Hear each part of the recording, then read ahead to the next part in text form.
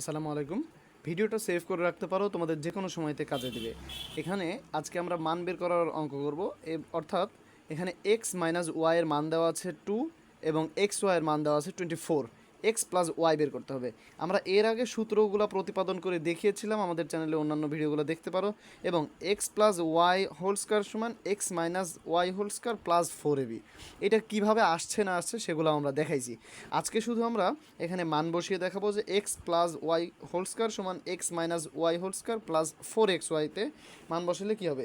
এখানে x minus y whole square আমরা বসাইতে পারি।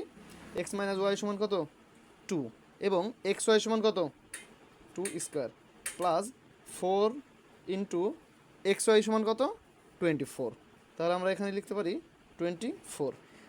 তোমরা জানো যে এই ডট আর গুণ একই ব্যাপার। তাহলে এখানে কি হইতে পারে? এক্স এই 2 স্কোয়ার মানে কি? আমরা গতদিন শিখেছিলাম যে কোনো কিছুর ওপরে স্কোয়ার থাকা মানে, যেমন এ স্কোয়ার মানে হচ্ছে এ গুণ এ।